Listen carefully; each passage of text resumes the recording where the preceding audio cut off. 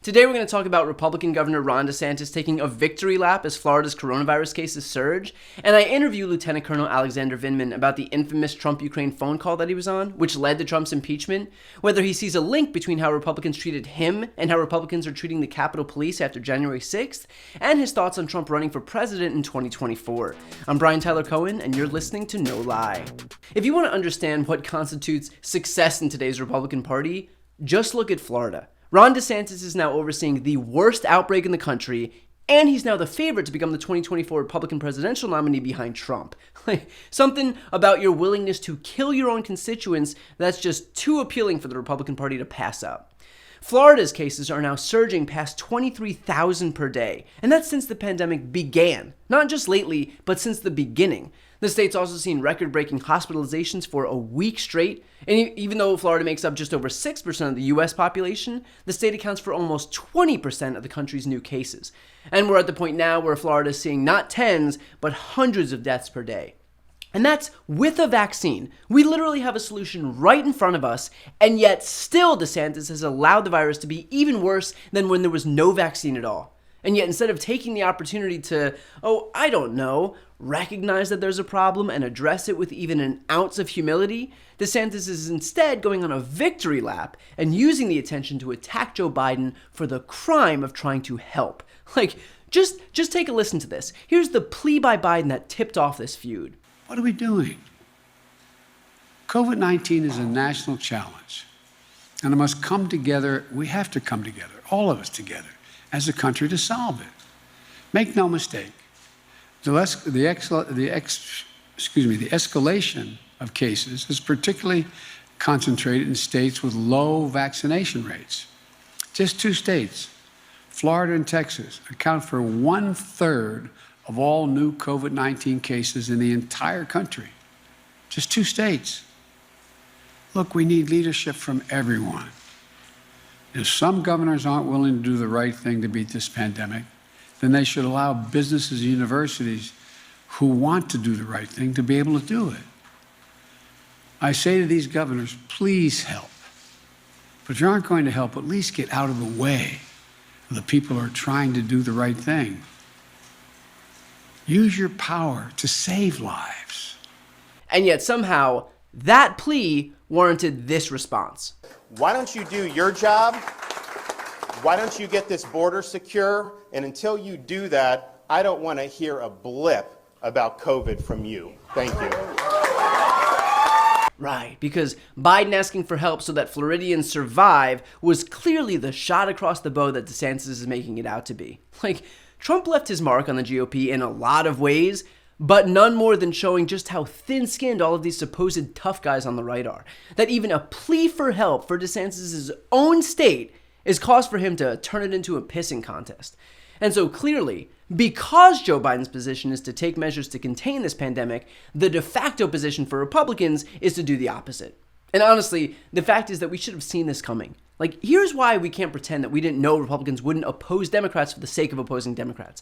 Democrats supported testing and contact tracing and stay-at-home orders and masks, and because of that, Republicans didn't, even though we were in the middle of a pandemic and even though hundreds of thousands of Americans were dying.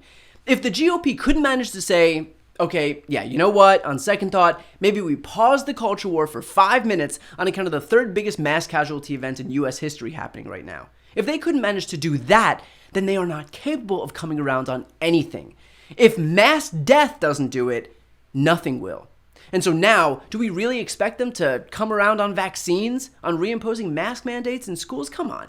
Even when their own base is dying at an exponentially higher rate than other Americans, still they won't change course. Still most Fox News hosts are peddling anti-vax propaganda. Still Republican lawmakers are trying to sue Nancy Pelosi for establishing a mask mandate. Still Ron DeSantis is threatening to withhold funding to school districts that try to impose their own mask mandates.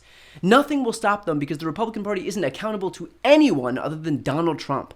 There is no number of dead Americans that would ever take precedence over a pat on the head from the former president. And we're seeing that play out in real time. So knowing that Republicans will oppose Democrats because their political DNA is not about making government work, it's about breaking government and blaming it on Democrats to allow themselves to take power, Democrats need to be able to adjust their approach. Republicans are going to screech about vaccine requirements anyway, so impose them. Why? Because they're the right thing to do in terms of public safety and because they're popular among the majority of Americans. A Gallup poll just found that 2/3 of Americans want mask mandates among unvaccinated teachers and students in schools. A Morning Consult poll showed 56% of adults said that employers should require vaccinations for their employees and customers. Only 32% said they shouldn't.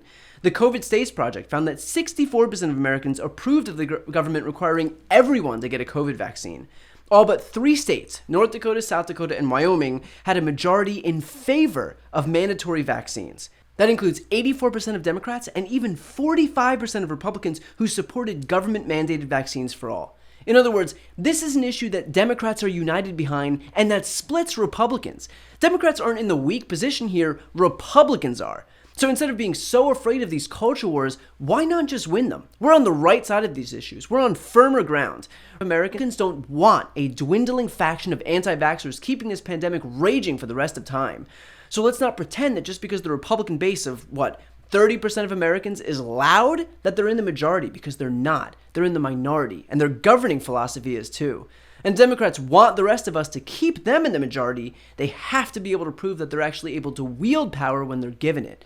So let's stop pretending that the GOP is going to be good faith negotiating partners, and let's start expecting the obstruction and the culture wars and be on the offense from the start. Vaccines save lives, the majority of the country wants them, great. Encourage them everywhere and anywhere, and let's get it done. Masks keep people safe in the meantime, the majority of the country wants them, great. Encourage them anywhere and everywhere, and let's get it done. No pussyfooting around, no more waffling, no being afraid that Hannity's gonna whine that his freedoms are being taken away. The positions being espoused by Democrats are not only the morally right thing to do, but they're popular with the majority of Americans. Republicans want to turn everything into a culture war. That's fine. Let's just win them. Before I go, I have an update on the fundraiser for the Texas Democrats, which is officially over. In just 3 weeks, we raised over $204,000 from 6,300 donors. It was the second biggest gift, only behind that of Beto O'Rourke. So to everyone who donated or spread the word, thank you. You've made a huge difference and allowed these Texas Democrats to focus on blocking the GOP's voter suppression bill. That means that I'll be focusing solely on the Don't Be a Mitch Fund moving forward. So if you want to support 9 amazing organizations that focus on voter registration and voter outreach in 9 key states, the link is in the post description. And you can also buy some Don't Be a Mitch merch on my website, briantylercohen.com, and 100% of profits are donated to this fund as well. To listen to my interview with Lieutenant Colonel Alexander Vindman about the infamous Trump-Ukraine phone call that he was on, which led to Trump's impeachment, whether he sees a link between how Republicans treated him and how Republicans are treating the Capitol Police after January 6th, and his thoughts on Trump running for president in 2024, click the video link right here on the screen.